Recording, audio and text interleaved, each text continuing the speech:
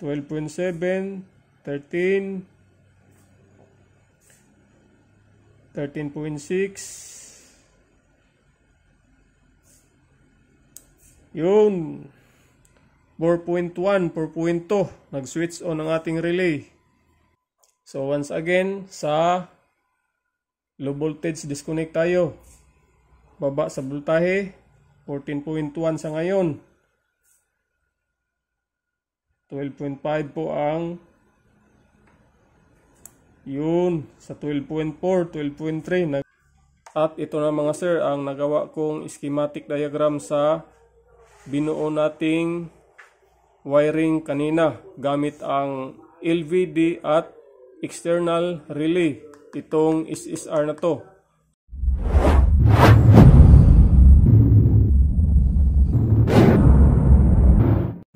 Welcome back mga sir. This is 59 TV nga pala. Ngayon mga sir ay ipapakita ko sa inyo kung paano tayo makapagkabit ng external relay dito sa ating XH-M609 LVD module. Ito mga sir ay isa po itong adjustable power supply. Bali sinadya ko talaga na ito ang ating gagamitin instead of battery. Dahil dito kasi is pwede nating maibaba at maipataas ang voltahe para mapagana natin ng husto itong module na to. At ito naman ang ating SSR relay. Ito po ay 12 volt, 100 ampere.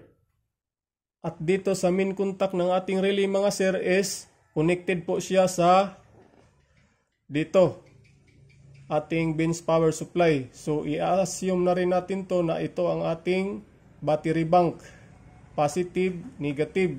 At ito namang ating load na ilaw, i-assume din natin to na ito ang ating inverter dahil ito ang purpose nito, na ikakat natin ang positive line papunta sa ating inverter through this module para maprotektahan natin ang ating mga battery bank.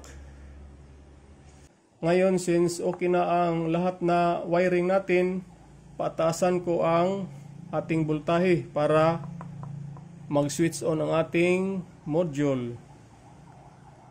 13.9.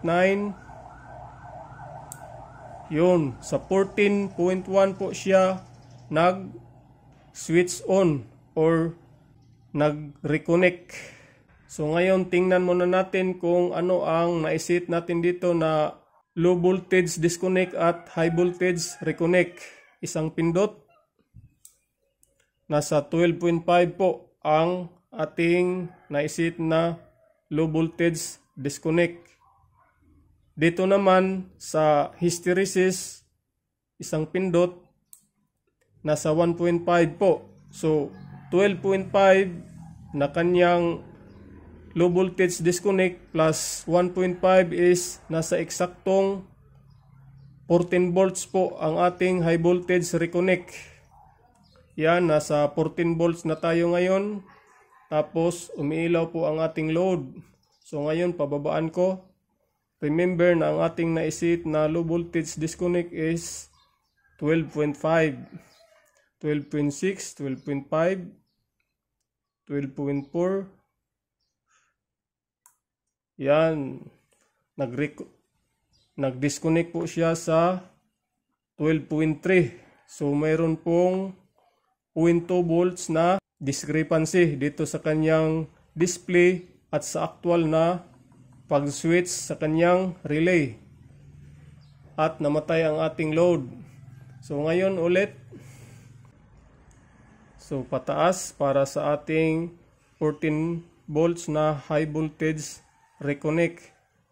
3.7, 3.9, 14, 14.1 po siya nag-switch on. So ang ating load ay gumagana. Once again, pababaan natin para sa low voltage disconnect na 12.5, 13.1, 12.7,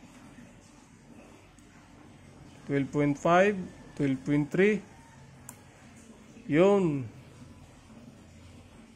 Mas ahead po ang kanyang display ng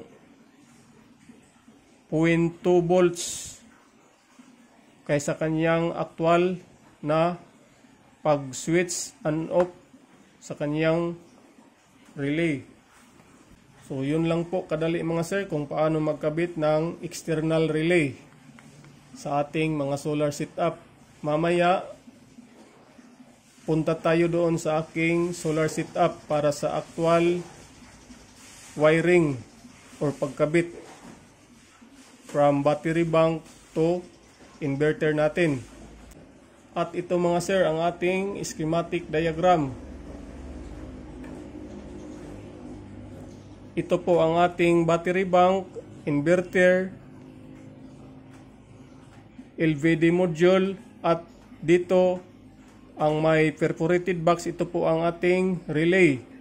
Ito po ang negative terminal ng ating battery, dumaan sa breaker at naka-terminate dito sa negative side ng ating inverter. At dito naman sa positive line ng ating battery, dumaan sa main contacts ng ating relay, dumaan sa breaker at papunta na dito sa ating inverter. Dito naman sa ating module, ito po ang in at out. Ang in po niyan is nakaparallel lang sa dito, battery bank, negative at positive. Dito naman sa kanyang out po, dito yan nakakonek sa coil ng ating relay. Itong design ko na ito mga sir is intended lang po ito sa mechanical relay or automotive relay na may coil. So dito sa out ng ating module, kumonikta yan dito sa relay. So pwede lang yan magkabalik-baliktad dahil itong ating relay is wala po siyang polarity. Pero pag ang ginamit nyo is a relay, may polarity yon. So kailangan in order, positive to positive, negative to negative. So bali ito po ang ating relay. Ito po ang 1 to para sa main contacts or para sa load. Yan, from battery to load or inverter. Tapos dito naman sa 3 at 4, mayroon po siyang naka-indicate na sign, positive, negative, dito sa kanyang input side. Kailangan ay i-observe ang polarity dahil pag baliktad ang polarity, pwedeng hindi magpapunction ng husto ang ating relay. Or worse, masira itong ating relay. Dahil itong relay na ito mga sir is wala po siyang moving part sa loob. Dahil naka-solid state siya. So, ang laman po nito is mga high current semiconductor or transistor. At itong mga relay mga sir, i-simplify ko lang para sa mga beginners, sa mga nagsimula pa. Same lang po ang function ng isang relay dito sa ordinary switch na to. Yan. Halos magkapareho lang po ang function yan. Ito, kailangan po lamang nito is human intervention para sa switch on and off manually. Para mag-switch on nga siya. Pero dito, sa mga relay na ito, either SSR man yan or mechanical relay, electronically operated po siya. Once na madetect sa chip dito sa module na ito na mag-switch on na siya, automatic ma-energize itong coil na to at hihilain niya itong main contact sa relay na ito through electromotive force para maklose ang circuit at dadaloy ang voltahe dito. Same din sa SSR. Welcome back mga sir. Ngayon ay nandito tayo sa harap ng ating solar setup para makita natin ang actual installation sa LVD module na ginagamitan ng external relay. So dito po sa ating wiring installation mga sir, sa ating cable tray is nagkalat po ang mga wires or mga connection. Pero dito tayo magpo-focus ngayon sa battery bank to inverter na connection. So ito po ang ating LVD module. Ito ang kanyang input supply. Galing po ito sa ating battery bank. Tapos ito naman ang kanyang output.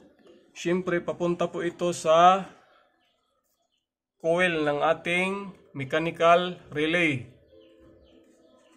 Yan, ang value po ng ating relay is 12 volt, 100 ampere. Tapos ito po ang kanyang main contacts.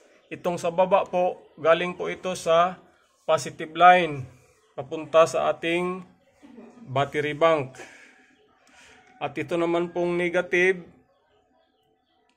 dire-diretso lang yan papunta sa breaker. Since ang positive line ng battery bank to inverter ang ating kinakat dito sa ating mechanical relay.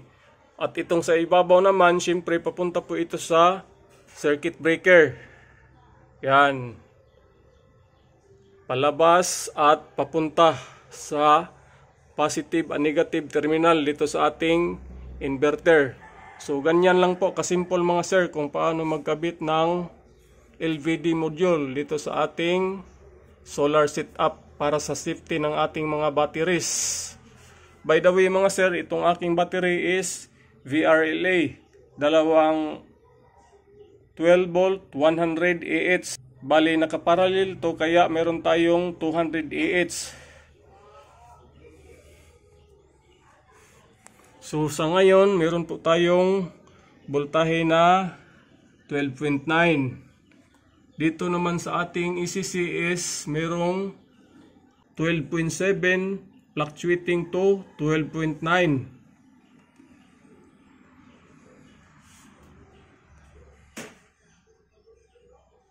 Dito po sa aking battery bank mga sir, kung nakita nyo is marami po ang wirings. Dahil gumamit lang po ako ng number 8 automotive wire. Kaya ang linya sa battery bank to inverter ay dinoble ko. Bali nagparallel ako ng dalawang number 8 na automotive wire.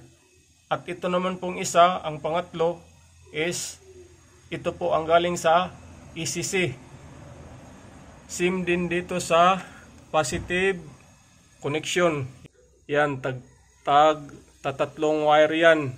Dalawa papunta sa inverter at isa papunta sa ating solar charge controller.